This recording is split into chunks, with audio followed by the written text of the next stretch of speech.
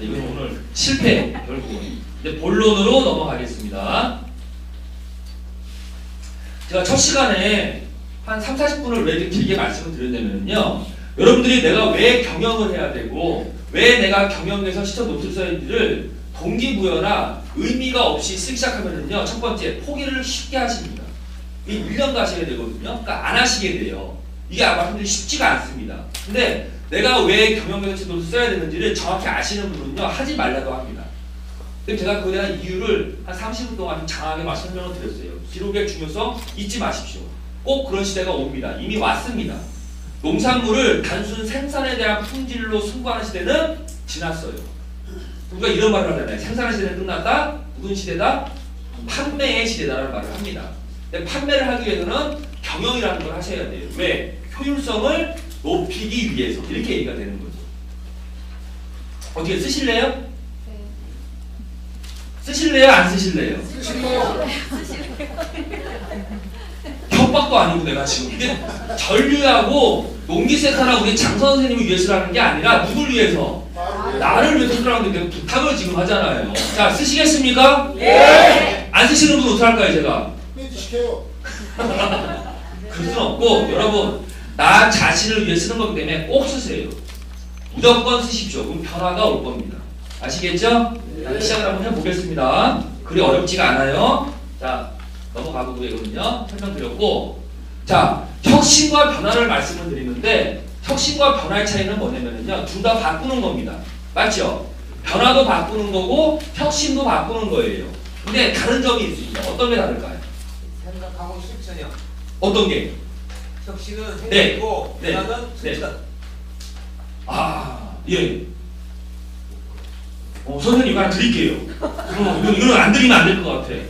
일단 정답은 땡인데, 일단 드릴게요. 일단 목소리가 크셔서 목소리가 마음에 들어요. 근데 맞는 말씀이세요. 자, 무슨 얘기냐면요, 혁신과 변화 둘 다 바꾸는 거죠. 변화도 바꾸는 거고 혁신도 바꾸는 건데, 혁신 앞에는 한 단어가 더 붙습니다. 어떤 단어가 붙을까요? 확 바꾸는 거예요. 확 한자가 더 들어갑니다. 혁신은 뭐냐? 아예 확 바꾸는 거고, 변화는 그냥 바꾸는 거죠. 우리는 그동안 너무나도 많은 변화를 요구받았어요. 근데 이 변화가요, 변화 하다가 지금은 뒤로 가는 변화를 하고 있습니다. 농업이 후퇴를 하고 있죠. 여러분, 변화 갖고는 안 됩니다. 혁신을 하셔야 돼요. 혁신하는 가장 쉬운 방법 알려드릴게요. 우리 지역사회가 왜 혁신이 안 되냐면요, 매번 만나는 사람만 만나기 때문에 혁신이 안 됩니다. 혁신의 제일 빠른 길이 뭔지 아십니까? 새로운 사람을 만나는 게 혁신의 첫 번째예요. 더 중요한 거는 성공한 사람을 만나는 게 혁신의 첫 번째입니다. 그런데 우리 지역사회는요, 지역민이 한정되어 있다 보니까 매번 만나는 사람만 만나요. 만나면 아우 막걸리 한잔하게. 예 형님 막걸리 먹어. 의기투합하지. 우리 잘하자, 뭐 직거래하자, 뭐 하다 하고는 자 이러면 기억나? 안 나. 그리고 뭐라고 그래? 내가 술값을 내가 냈나 제가 냈나 이거 따진다고. 혁신이 안 돼요. 여러분, 혁신의 첫 번째 가장 쉬운 방법은 뭐냐면요, 새로운 사람을 만나는 게 혁신이에요. 근데 여러분들이 생업에 계신데 어디에 새로운 사람을 만나요? 그렇기 때문에 교육장에 오셔서 전국을 돌면서 강의하는 이 강사를 만나는 거예요. 저랑 얘기를 하는 거죠. 저는 1년에 지구 한 바퀴 도는데 얼마나 많은 농업인들을 만나겠습니까? 성공한 케이스, 실패한 케이스 다 이 머리에 지금 있어요. 블루베리요? 다 나와요. 이런 강사의 말을 한번 들어보는 겁니다. 이게 혁신의 첫 번째라는 거예요. 그래서 교육에 오셔야 된다는 얘기예요. 혁신하십시오. 문제 드릴게요. 자, 메뚜기 색깔은 초록색, 또 녹색, 갈색, 우리끼리 한색, 검정색. 여러분, 메뚜기 색깔의 정답은요, 메뚜기 색깔이에요. 무슨 얘기냐? 이 메뚜기라는 놈은요, 초록밭에 가면은 초록색으로 몸을 바꿉니다. 갈색밭에 가면은 갈색으로 몸을 바꿔요. 이걸 뭐라고 그래요? 보호색. 그럼 얘가 왜 보호색을 띨까요? 살기 위해서. 내가 초록밭에 갔는데 어설프게 색깔을 바꿔봐요. 이거 바로 새의 먹잇감이 됩니다. 갈색밭에 갔는데 어설프게 바꿔보세요. 바로 새의 먹잇감이 되죠. 하찮은 곤충이지만 이 친구는 살기 위해서 하루에 10대번도 혁신을 하는 거예요. 여러분 이렇게 하셨냐고요? 안 하셨다고요? 여러 핑계를 대면서. 여러분 혁신하셔야 됩니다. 혁신은 별거가 아니에요. 생각을 다 버리세요. 제가 어디 집안에 강의 갔더니요, 참 내가 참 많은 테러를 당하는데 요즘에 어떤 분이요 막 설명을 하니까 저한테 이래요. 어이 강사 양반 그래요. 질문이 있을 때 했더니 질문이 안 돼. 막 이래. 나 따라서 이렇게 있지 뭐요 그랬더니 이게 뭔 뜻인지 아세요 여러분? 그 어르신이요 제가 농업에 대해서 비판을 하니까 아니 그만하는 게 아니야. 네가 농업을 아나? 나의 농업은 다 이 손 안에 있소이다를 이렇게 표시하는 거래요. 그러니까 무시하는 거죠. 네가 나 농업 안 해봤어요 내가. 야 농업도 안 해본 놈이 네가 뭘 안 해? 이를 얘가 까마하게 어필을 한 것 같아요. 저 경상도에서. 근데 소리 이렇게 주다 폈다 하더라고요. 근데 뭐라 그럴게요? 나가세요 그랬어요. 그런 분들이 안 나가. 끝까지 앉아계시구만. 여러분 이 손 안에 있소이다는 이 자랑이 아니에요. 바꾸시라고. 그러니까 이걸 무시하는 게 아니라 여러분 머리에는요, 이 뇌에는 혈관에는요 농업의 피가 흐르고 있다니까요. 하지만 단점이 뭐예요? 이거를 업데이트를 못 시키는 게 문제라는 거죠. 유능한 강사는요 지식을 전달하는 게 유능한 강사가 아닙니다. 유능한 강사는요 자극을 줘서 움직이게 하는 강사가 유능한 강사예요. 내가 지식을 배우려면 왜 여기 오시냐고요? 대학교로 가야지. 커리큘럼이 있는 대학교로 가시라고. 뭐냐? 제가 막 건드는 겁니다. 이렇게 하시면 안 돼요. 뭐 하셨어요? 건드는 거지. 그럼 내가 동기유발이 되는 거죠. 이걸 잘 끌어내는 강사가 유능한 강사예요. 맞습니까? 네. 이 손 안에 있으니까 이런 거 하지 마세요. 아무 의미 없어요. 지식과 지혜를 헷갈려 하시는데 여러분 1 더하기 1이라는 건 지식입니다. 지혜는 뭐예요? 지혜는 뭘까요? 여러분 오늘 비가 오죠? 먹구름이 끼면 비가 와야 안 와요? 비가 오죠? 그거는 단순 지식이라고 하는 거고요. 지혜는 뭐냐? 먹구름이 끼니까 집에 빨리 가서 빨래 걷어야지. 이게 지혜예요. 지혜. 근데 우리는 지혜를 배워야 되는데 단순한 지식만 배우려고 오시는 건 안 됩니다. 우리는 생계가 있는 사람이기 때문에 지식만 배우서는 안 된다고요. 강선홍 경영대사 노트를 씀으로써 그대로 쓰라는 게 아니라 이걸 통해서 내가 한 단계 업데이트가 되는 겁니다. 그래서 먹구름이 끼면은 빨리 집에 가서 빨래를 걷어야지라는 지혜를 배우시는 게 이 신화 과정의 핵심이라고요. 그래서 기록이라는 걸 하라는 거예요. 이해되시죠? 네. 제가 옆으로 세면은요 좀 힌트를 주세요. 시간이 없으니까 옆으로 세고 있어 막. 네. 저희 농업 얘기만 하면 혈압이 올라서 내가. 시스템에 손 들어주세요 제발.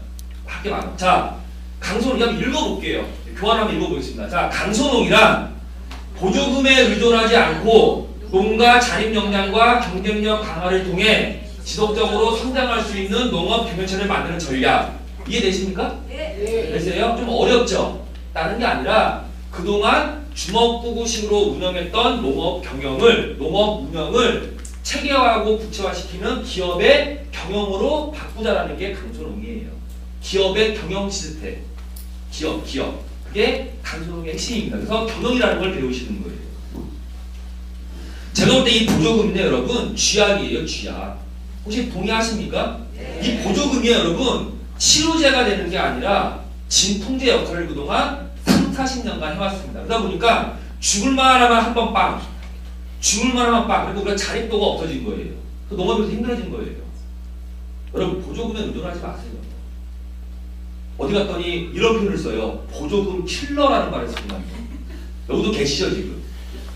보조금 킬러. 어떻게 하면 보조금 잘 타드시는지 내가 모르겠어. 꼭 그분만 드시더라고. 근데 결국 그분한테 좋은 혜택이 아닙니다. 자립성을 길러야지만 농업은 미래가 있어요. 제가 왜 직거래를 외치냐면요. 앞으로 FTA, 한중 FTA 등등의 어마어마한 저가 농산물이 쏟아져 들어올 겁니다. 그 농산물과 경쟁에서 이길 수 있는 방법은요, 여러분, 직거래밖에 없어요. 유통구조 개선. 품질 가지고 게임이 안 됩니다. 그러니까 말씀드릴게요. 직거래를 하시려면은 내 능력을 키우셔야 됩니다. 저희가 성공한 사람과 이제 실패한 사람을 봤더니요, 이런 논리가 있더라고요. 여러분, 7대 2대 1 법칙이라고 써놔보세요. 아까 가로죠? 7대 2대 1 법칙. 성공한 사람과 실패한 사람을만 비교를 해봤더니 학력이 높고 지식이 많고 돈이 많은 게 아니더랍니다. 저희도 마찬가지로 기업을 컨트롤할 때는요, 한 일주일간 기업의 오너를 따라다녀요. 제가 왜 따라다닐까요? 기업의 오너를. 기업의 오너가 시간을 어떻게 쓰는지를 제가 체크를 합니다. 그게 컨설팅의 시작이에요. 유명한 맥킨이라는 회사 아시죠? 컨설팅 회사. 그 회사는요, 어떤 지금서 우리가 들어오면요, 한 달간 따라한대요. 시간 체크하는 게 첫 번째 컨설팅이에요. 왜 시간 체크를 할까요?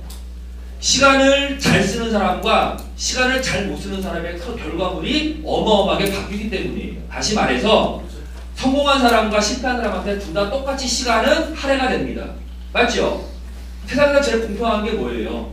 시간. 누구나 24시간을 줍니다. 그런데 어떤 분은 24시간을 가지고 잘 활용을 해서 성공한 사람이 있고 어떤 사람은 활용을 잘 못해서 실패한 사람이 있습니다. 그걸 내가 분석해 드릴게요. 사람들이 보통 생계를 위해서 열심히 일하는 시간이요. 보통 평균적으로 10시간을 일을 한대요. 평균적으로. 그런데 성공한 사람은요. 10시간을요. 7시간, 2시간, 1시간씩 쪼개서 쓴답니다. 근데 성공을 못한 사람은요. 10시간 동안 죽도록 일만 한대요.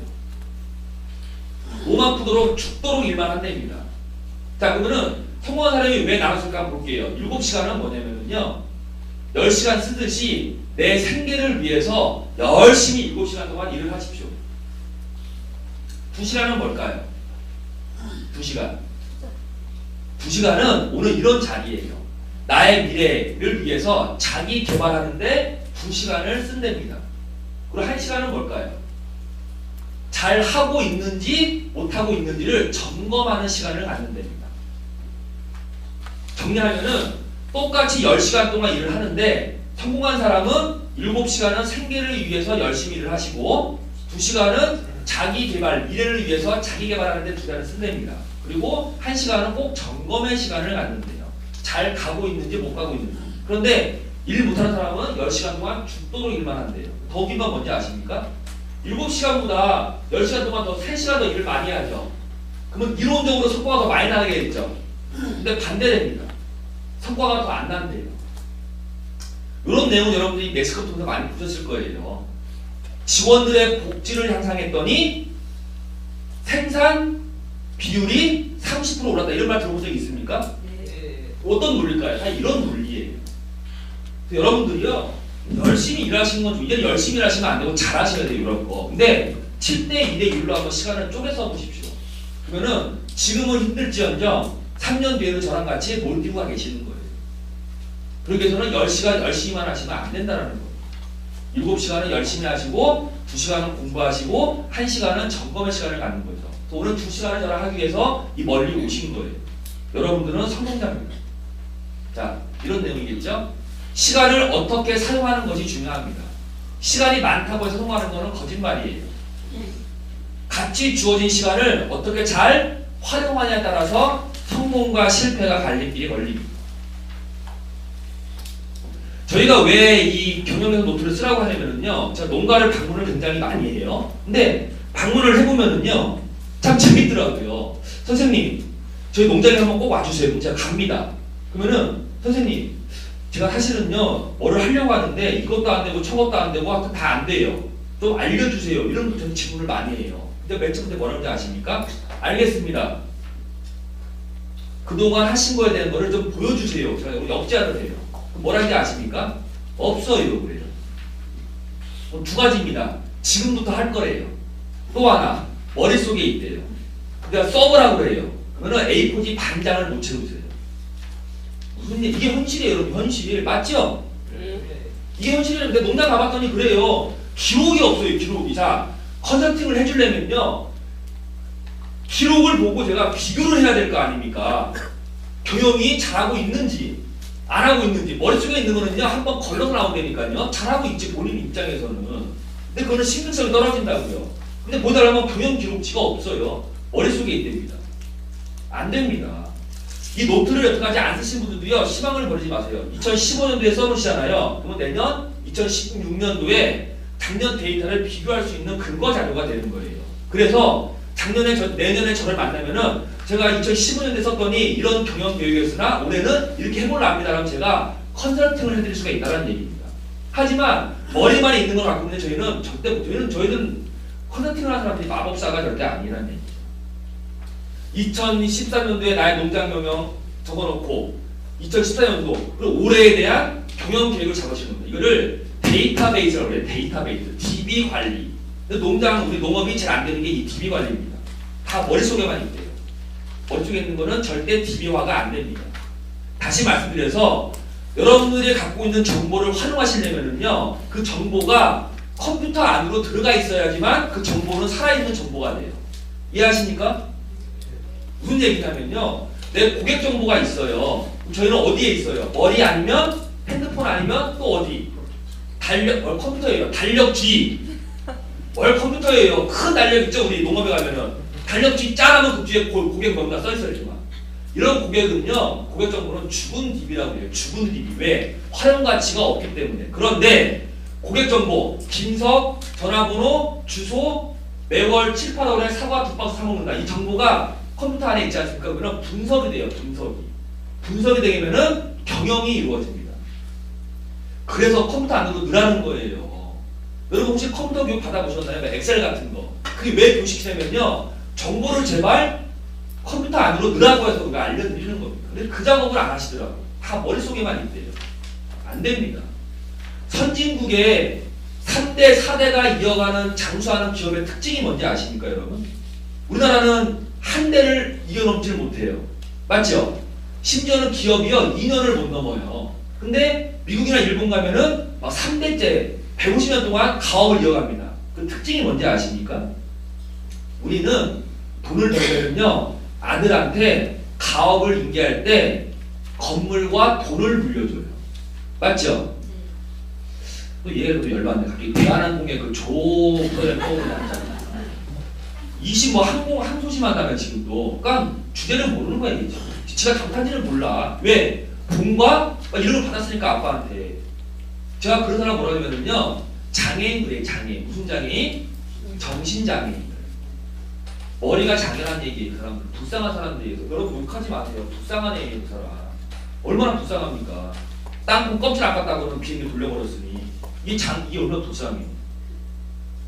와, 딴 얘기하면 손 들리니까요. 괜찮아요. 딴데 넘어가라고. 돈을 물려주고 건물을 물려주는데요, 장수한 기업의 특징은 뭔지 아십니까? 돈과 건물을 안 물려줍니다. 뭘 물려줘요? 고객의 명단을 물려줘요. 아들아, 아빠가 이분하고는 30년 거래했는데 이분의 특징은 이러하고 이렇게 해야 된다고 고객 명단을 물려줍니다. 이게 진정한 경영이에요. 돈과 하드웨어, 건물을 물려주는 게 아니라 이런 사람을 바보로 만드는 겁니다.